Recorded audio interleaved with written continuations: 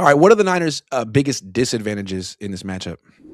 Right. I think first of all, what we talked about with how important Trent Williams is, because if he's not out there, when you have Nolan Smith is a bad matchup for both of their tackles because one, hamstring injury for Williams is bad against their edge rusher ran like 4.3 and had like a 40-inch vertical, Nolan Smith. So that's like an athletic dude who can get off really quickly. That's bad for Trent Williams, and it's bad for Colton McKivitz because he's like 6'7", and that's tougher for him to bend against.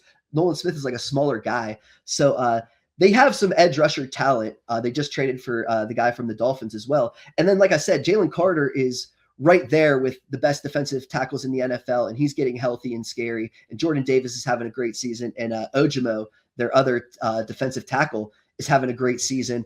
So you look at San Francisco's their offensive line and say, like I said, I think Shanahan, when the matchup is like even or he has an advantage, he can just pick you apart. But when he has that disadvantage, sometimes you just get punched in the mouth and there's not much you can do. And that's what scares me the most. And then obviously I talked about Lane Johnson getting healthy. When he's healthy, they're just a much different offense. He hasn't been healthy for like the past 6 games, and their offense has been struggling a lot. And you think, like I said, with Trent Williams, okay, if he plays and he's a little banged up, they have Nolan Smith who can take advantage. They have Hunt, they have Johnson. Those guys can take advantage. Who can take advantage of injured Lane Johnson on the San Francisco 49ers? That's where I just went through the trenches, and a lot of the time in the NFL, who wins in the trenches wins a lot of these games. And I just went through the trenches and I lean Philadelphia on both sides. Yeah, I mean, I feel like I see a lot of disadvantages from the Niners on both sides of the ball. So starting off in the trenches on defense, I mean, can you stop the run? Right. With Tatum Bethune and D. Winters, yeah, you did in Indianapolis, and that was super impressive. But doesn't look like you got them anymore. You got Kazir White and Garrett Wallow, and can you stop the run? Because if you can't, it's going to look like last week. Right. You can't have another game where the opponent has the ball for 40 minutes. Right now, it almost seems like the Niners can't stop much of it. They have no pass rush. The run defense, they're not loading the box. They're not bringing pressure or calling man-to-man coverage on third down. They're kind of just conceding yards. It's like, all right, man, we'll if you don't make mistakes, you can pretty much get into the red zone, and then we'll try to hold you to a field goal. Yes. That's the best they can do, and I don't know if that's going to be enough in this game. And then on offense with Kyle, like, and the lack of Ricky Pearsall, if you can't stretch the field against this team, that hurts the run game, and it hurts your ability to get yards after the catch in the passing game. So just a compressed field on offense, Kyle Shanahan against an elite defensive coordinator that's going to take away his explosive plays. It just feels like a game that they're going to – I mean, I wouldn't even be surprised if the Eagles score a lot, because once they get into the red zone, they're so good on 3rd and 1 and 4th and 1 that they may not be settling for field goals if you just let them march slowly down the field time after time.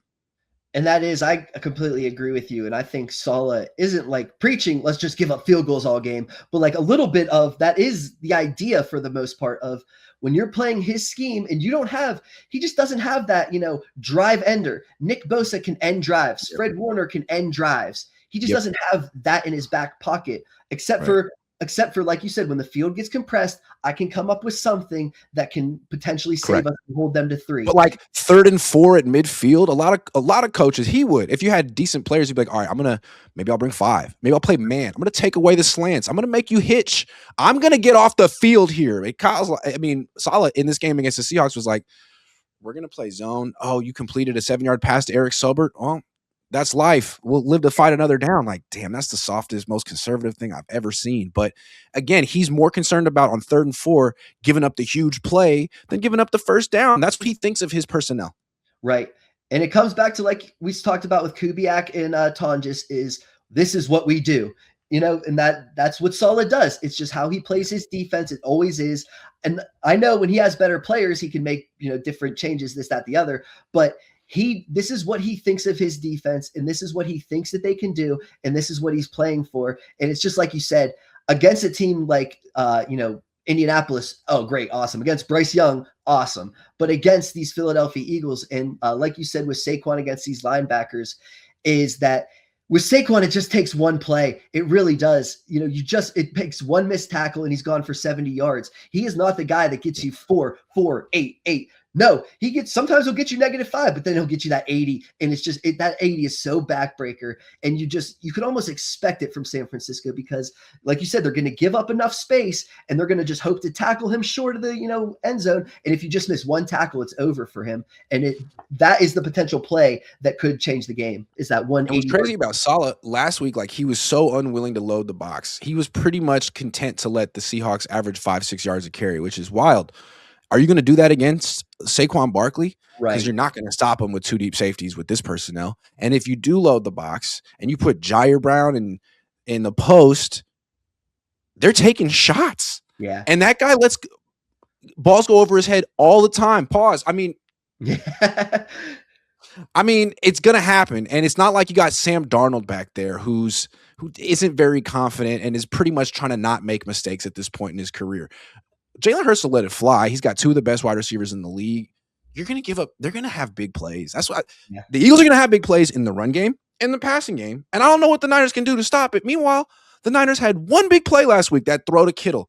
It's going to be that kind of game. Maybe you can win a game like that if Eddie Pinheiro blacks out.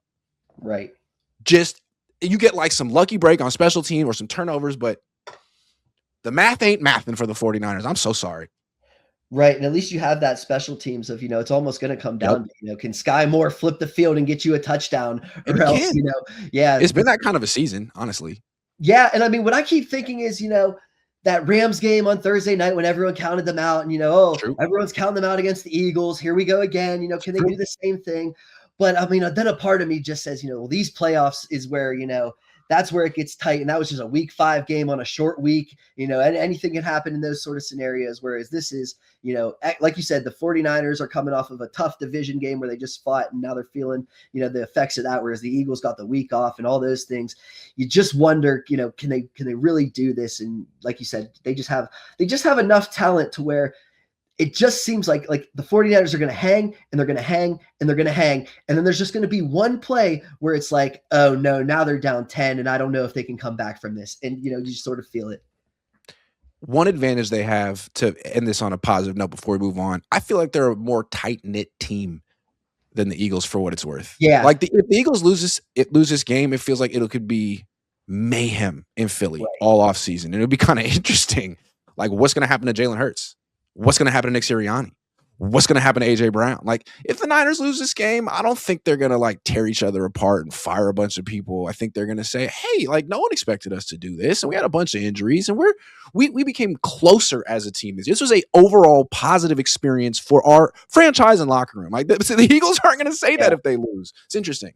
Which is true because it comes back to, I said, if they get down like 14-6, the Eagles do, I do just think, like, they're just going to, like, start pointing fingers, start feeling it, start thinking, you know what, this just isn't for us. If they fall behind early at home, they're going to get booed in the first half.